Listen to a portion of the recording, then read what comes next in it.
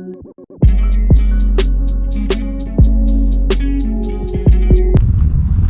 you guys, what's up? It's me, Mr. Enigma, and today I'm here at Macon Indoor Flea Market. I'll be interviewing the owner of Bone Apple Tea, Miss Brandi Alexandria herself. It's located on 3740 Eisenhower Parkway, Macon, Georgia 31204. And we're gonna go in, we're gonna talk with her, have a nice little conversation. As you can see, I already got the shirt, and I'm finna go have a good interview. Hey you guys, it's me, Mr. Enigma here, and today I'm inside the Indoor Flea Market on Macon, Georgia 3670 Eisenhower Parkway, Macon, Georgia 31204. I'm with the owner of Bone Apple Tea, Miss Brandi Alexandria. How are you doing, Miss Brandi? I'm doing good today. How are you? Doing good. So today in this interview, I'll be talking about we'll begin to know you about your passion, your business, and just everything overall, like just getting to know you. Okay. So for the people who don't know you, do you mind letting them know just who is Miss Brandi Alexandria? Well, I'm 28 years old. I was born and raised here in Macon, Georgia. I'm the oldest of 7 beautiful children. I don't have any kids of my own, but the passion for cooking probably was discovered because I had so many siblings and having to cook for them, and just even when it started off kind of basic, just cooking breakfast, and it just kind of piqued my curiosity, and just wanting to make different changes and just wanting to do different stuff, and that's kind of how I got started. My little brother is like my first little test taster, so. Always gotta have one in the family. Yeah.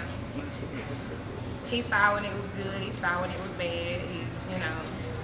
He was willing though. He was willing to give it a try. So. At least he was honest. Yeah. Honest is the key to everything. Yeah. Now, what did you do before you opened Bone Apple Tea? I worked so many jobs. I started working when I was 15 years old. And at 15 years old, I knew for sure that I could not spend the rest of my life working for someone. So, pretty much I probably went around from job to job to job, because if I wasn't happy, if I wasn't satisfied at a job, I would leave. If I didn't like it, if it made me miserable, if I felt like it wasn't good for my spirit, then I just would leave, because what's the point of being somewhere, even if you are making money, to me, you can't put a price on happiness. So I left. I worked for, my last actual job was a company called Birch Communications. I worked there for a while. It's a telecommunications company. I believe it's based here in Macon, based pretty much out of here in Macon. I love the people I work with. I absolutely hated my job though itself. So, just because no matter where you work, it's going to be very difficult to find a job where you actually feel like you're being paid what you feel like you deserve to be paid. It's going to be very hard to feel like you're appreciated in what it is that you're doing, because you could be very passionate about helping people, but ultimately, if you kind of got to go by their rules and what they say, because it's ultimately their business. So I absolutely hated it, and I planned my escape and I left. Now, what age did you first get into the kitchen and start cooking? Because you're the oldest of 7 children. So what age did you rightfully get in the kitchen and start cooking? Like 11, 12. Who was in the kitchen with you? Cooking, nobody. teaching? My mom would be like at work or something, like during the summer or something, and no aunties, no grandmas try to give you insight? A little bit, but I just am more hands-on, so I didn't really want to sit down and have someone teach me how to do things. I mean, like during the summertime, me and my brother, we sat in the house and we was watching Food Network, and like, oh, that looked good, and my brother, he was like 6, and so we just, and when lunchtime came around, my mom, she would have like stuff, okay, we'll put this in the microwave, that's all you gotta do is put it in the microwave, and I'd be like, girl, bye, I'm finna get in here and mess with these seasons, and I'm finna, because, cause just hands-on learning. Yeah, basically. So you're more self-taught in the kitchen, and so 11 was it exactly 11 you realized your passion for cooking? I just knew I liked to cook. I mean, and I always imagined and fantasized about having a restaurant because I loved cooking, but it was like at that age I was so young, and you're still in that mindset, well, go to school, go to college, get a degree. I wanted to be a teacher. That was the realistic, cooking and having a restaurant was unrealistic. But to school, get your degree, become a school teacher, yada yada yada, be married by 25, you know, the whole thing. But you know, with what God has planned for you, like it's probably gonna be different than what you have planned for yourself. So I just went with it, you know. So now tell me about the story about how exactly Bon Appetit came into fruition. Like, how is it here now? And just walk me through that journey. A whole lot of work, a whole lot of ripping and running, and it was crazy. It was like the fastest thing ever because I had no intention of it being this quickly. I was cooking at home, and it was really like from 6 to 9, 4 days a week. After I left Birch, and it just kind of exploded from there. Like it was just huge, and I was just so many shares, so many likes, so many inbox messages, so many people wanted to place orders. And it was really just salads at first, and then I kind of incorporated the shrimp and grits and the bayou pasta, and people just started to get interested in what I was selling and the pineapple bowls, and people just got really, really interested in what I was doing. So I just, I was like, you know what, at this point I have a demand for it, so I'm gonna have to keep doing it. So no matter how tired I really am or how much I did work, I don't really feel like doing it today. There's a demand for it, so I have to do it, you know. Then I was at this point where I wanted to leave Birch to find another job, but I still was cooking in the afternoon. So how long has it been since you left? I'm sorry to cut you off, but how long has it been since you left Birch? November of 2017. So this is 2 years. Almost 2 years. Okay, so you left. So you was in a position to leave Birch, but you didn't want to find another job. You knew that you wanted to cook for yourself. Work for yourself. Sorry. Initially, the summer of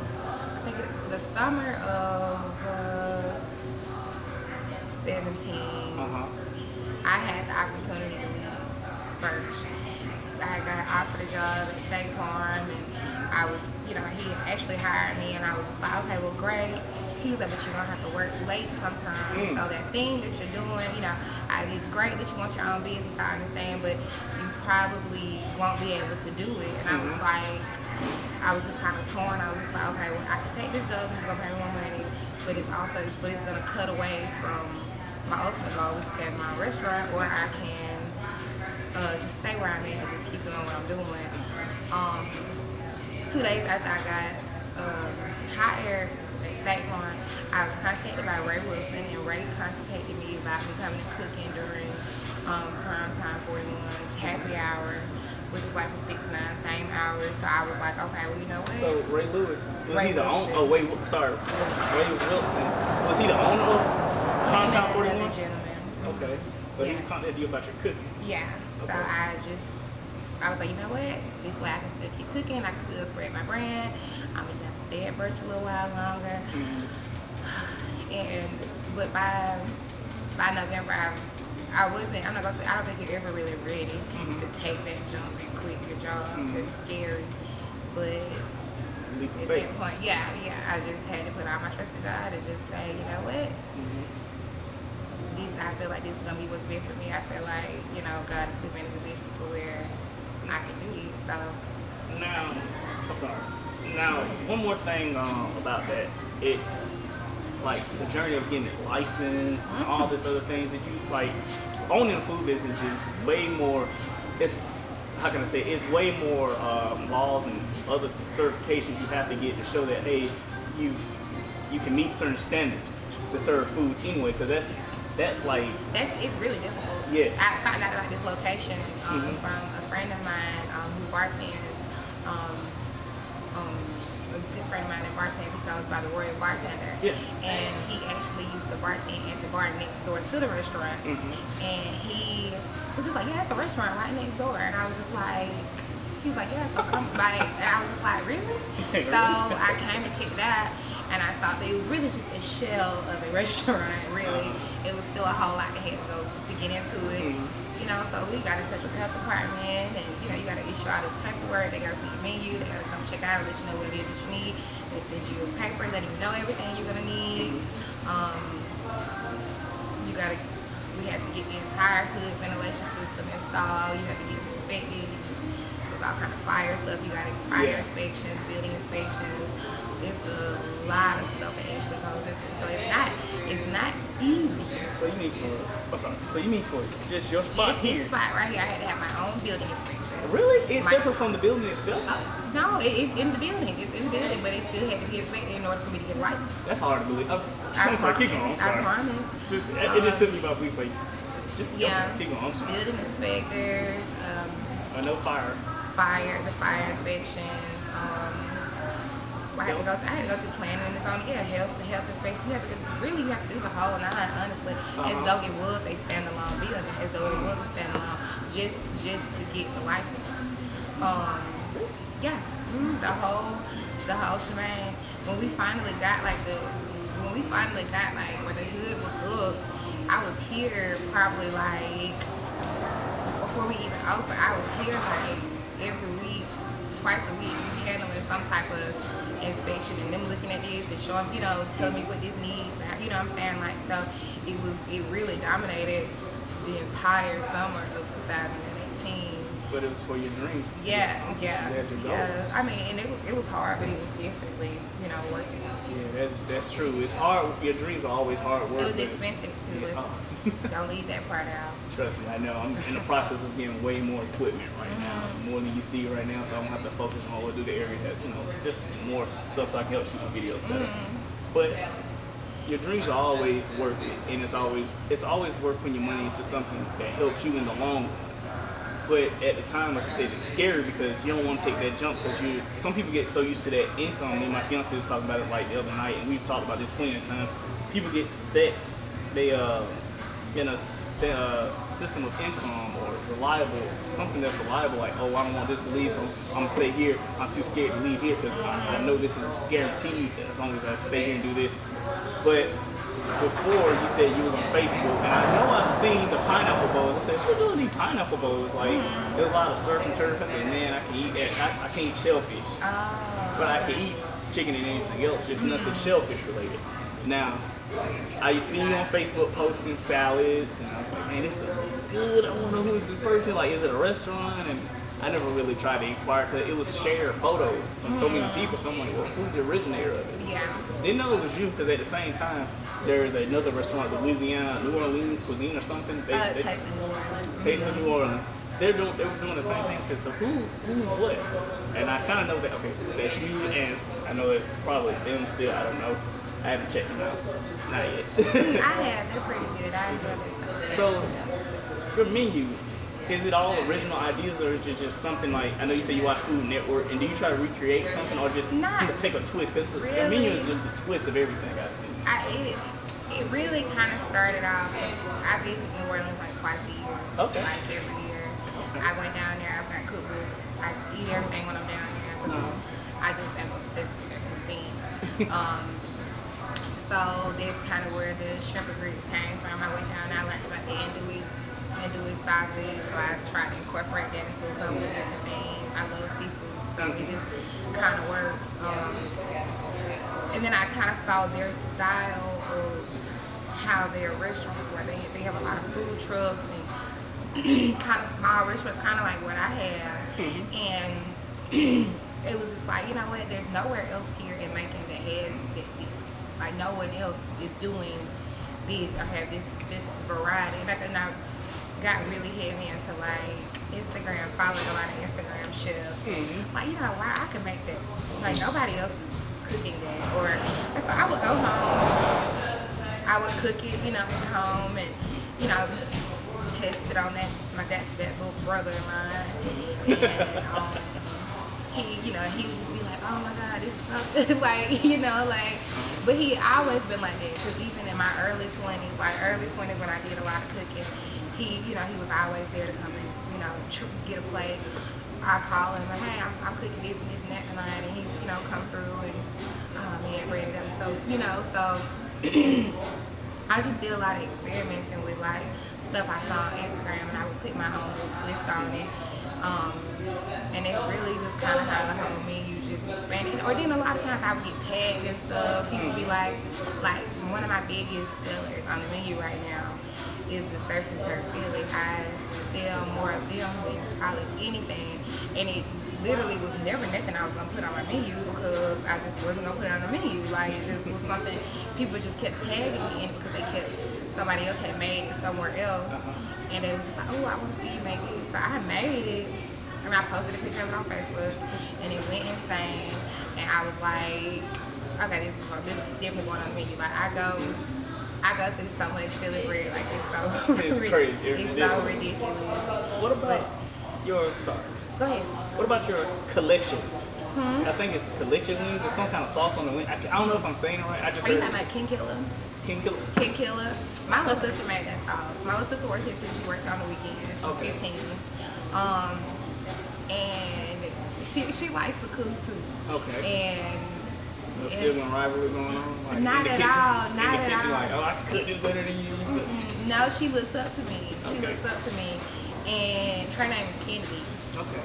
And she just got in here and was just in there mixing up sauces, and she was just mixing stuff up, and like she like put the wing like to my face, and she was like, taste this, and I bit it, and I was like this is so good, like it was just so bomb, like it was sweet and spicy, and it was just delicious. So it's a good balance. Yeah, it was really it's bomb. So I was like, yeah, like that's what I'm gonna try we're gonna put that on the menu, girl, and like it's even one of the options that we have on Waiter. Like it was just people just I guess because the name was so unique, people just got curious about it. So we just ultimately just kind of stuck with it, like and everybody likes it. Now I see on the side two things. First thing I see is that you have a sign saying that we're not a fast food service. Your orders are made fresh, which is real important because I like to know that the orders are fresh. I think everybody would like to know because that's flavor. It's a lot to deal with flavor, and it's like, oh, well, it's nothing that she has sitting down. Oh, we're just gonna reheat, send to the person. I think that's a lot about your business. That says a lot about your business, and the people that are gonna keep coming back, especially me. Like, it says a lot about it. Like that's a big step too. And another thing I see is you have a news article says that it's the most hidden. It's like restaurants so hidden that you gotta know food is gonna be worth $100 or something like that.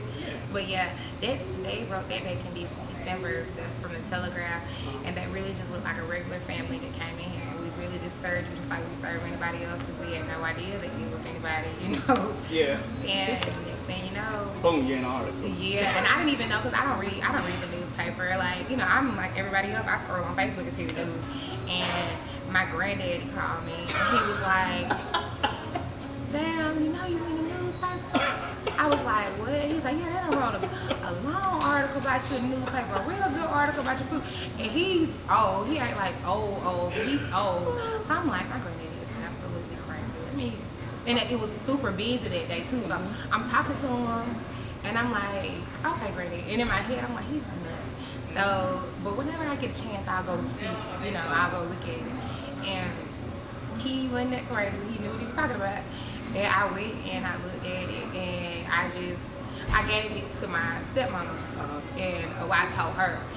And she actually sat down and she read the article before I did, and she was like, and she was just like, Brandi. She was like, girl, she was like, I don't even want you to read it because you're probably gonna cry. Like, she was like, everything in here is just so awesome. Like, they just had nothing but great things to say.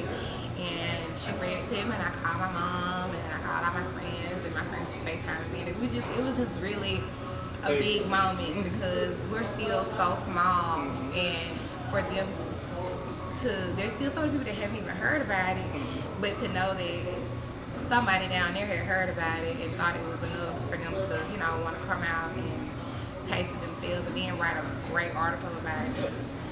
That was a big moment for us here. That is super big, especially when you get in the paper, especially recognized in your community for what you're doing. Now, plans for the future as far as menu changes, anything that you're probably going to take off the menu, or are you looking to add to the menu? Like, are you looking to change certain things that you have now, like that's on the menu? Like, well, they could probably get something that is like somewhere else, but let's take something off, but let's add something on. Let's add something that's unique, you know, to the menu. Yeah, we'll be bringing pineapple rolls back soon. Probably when we get a little bit closer in the spring. We'll be bringing it back.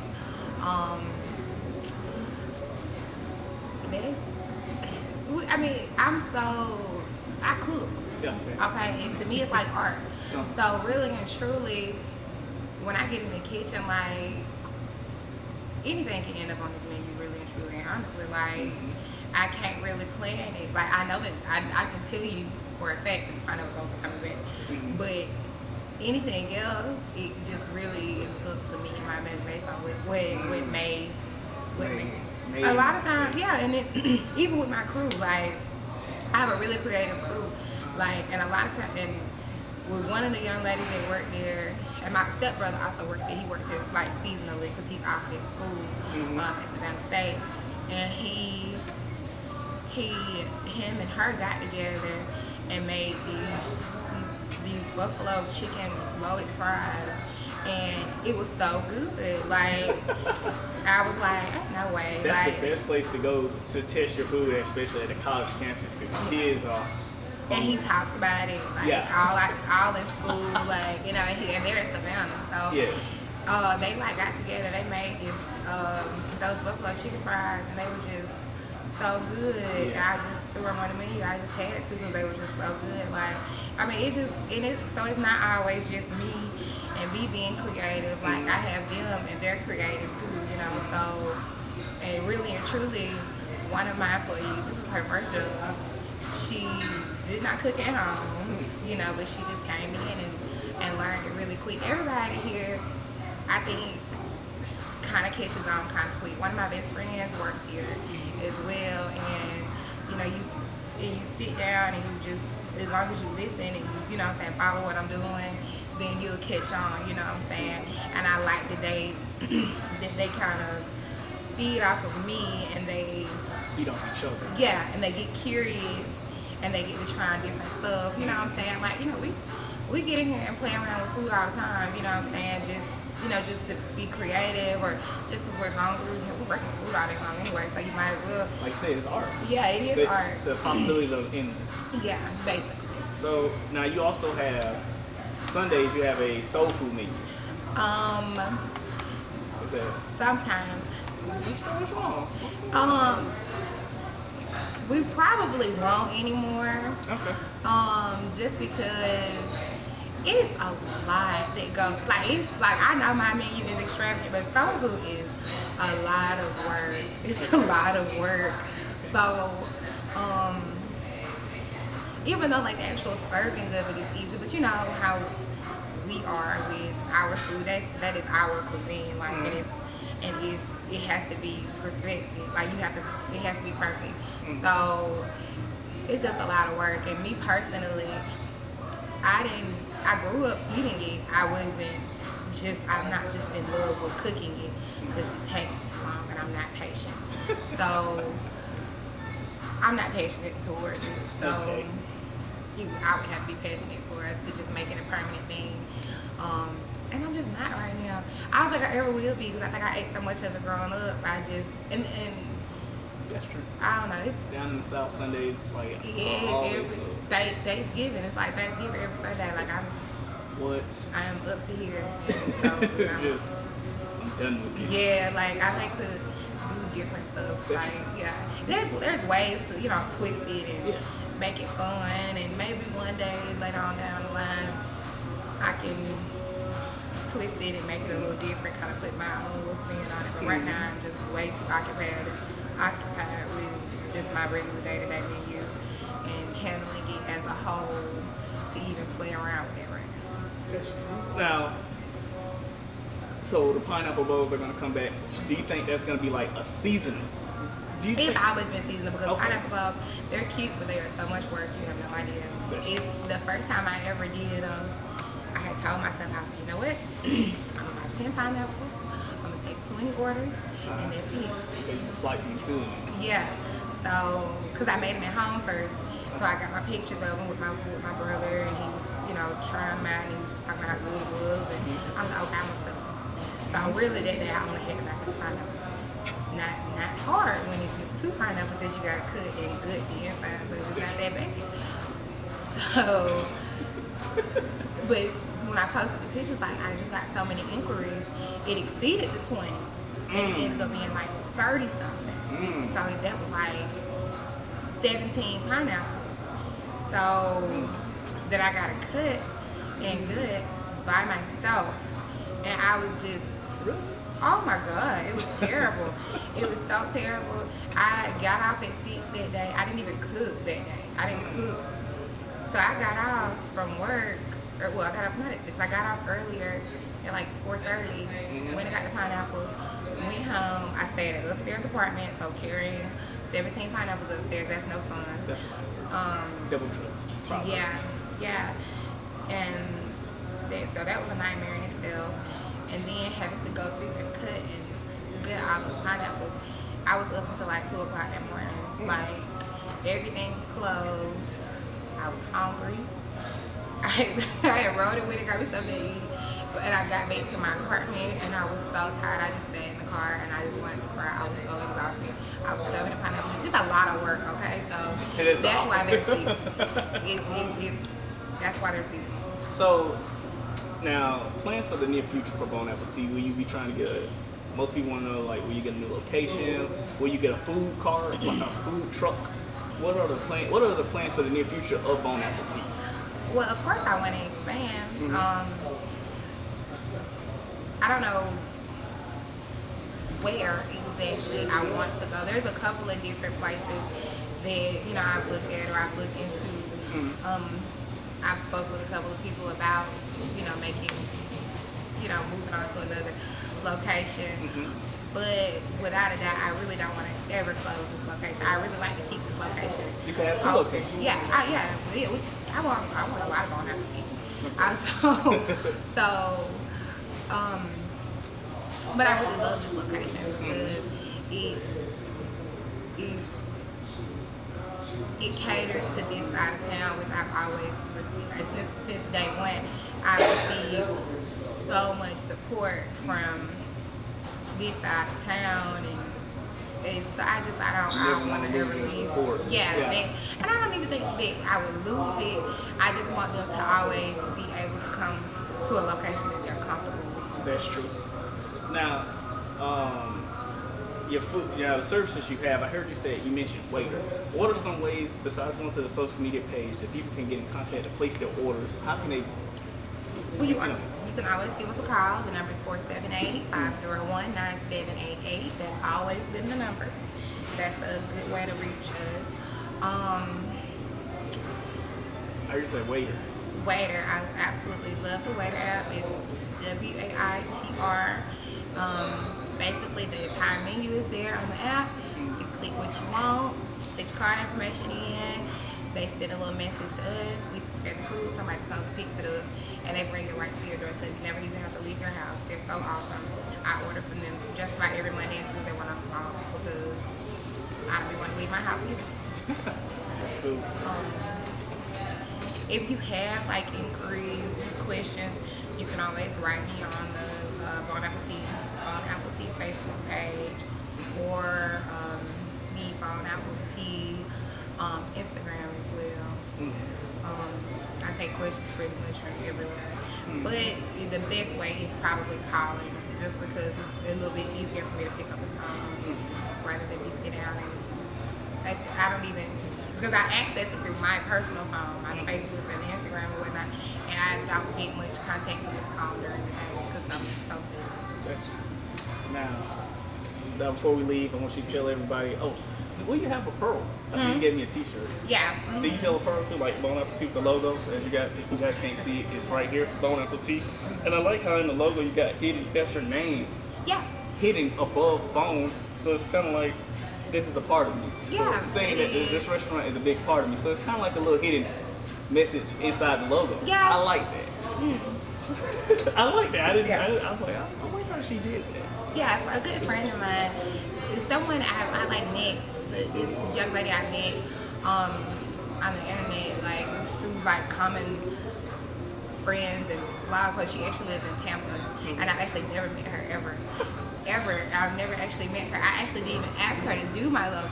She just saw what I was doing, and she was just like, she's like, I'm gonna make you a logo. And I was just like, okay. And she just sent it to me, and I just loved it from the first time I ever saw it. So you had the name Bone Apple Tea. You already had came up with that. How did you come up with that? Name? A friend of mine actually named it. It was a popular hashtag at the time on Instagram, like just for food that look nasty. But Really? yeah. So, but I was like hashtagging it on all my posts, and a friend of mine was just like, "You should keep that name. It's kind of." Go back to the hashtag. So how did you come up with the name Bone Apple Tea?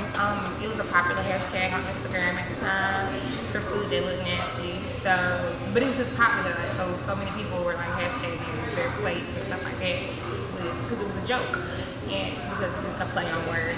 It's a play on Bone Apple Tea. So, I was hashtagging all my photos that I was posting on Instagram Bone Apple Tea. And a good friend of mine wrote me and was like, that's a really good name, you should keep that name.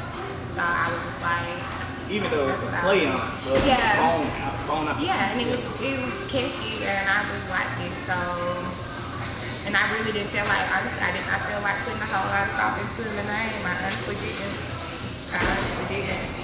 So when he said it sounded good, I agreed. And I was like, you know what, that might just work, and that was it. So now tell people about, before we leave, just tell people about how just your social media handles, how they can get in touch with you once more, and just in general, just tell them all your social media handles. Let me double check this Instagram really quick because I just want to make sure it's exactly what you said it was. Yeah, okay, it's Bone Apple Tea altogether 478. Bone Apple Tea 478, that's the Instagram page. The Facebook page is Bone Apple Tea. You can also, and we prefer that you give us a call at 478-501-9788. All right, and as for me, you guys got my social media handles, Mr.Enigma_MOE for Instagram, Facebook, and YouTube is Mr. Enigma, okay? So you guys just go check us out. The links will be in the description box below, and I want you guys to really come check her out. This food, I'm about to eat, so I'm hungry. All right, well, let's go. Thank you. Let's do a picture.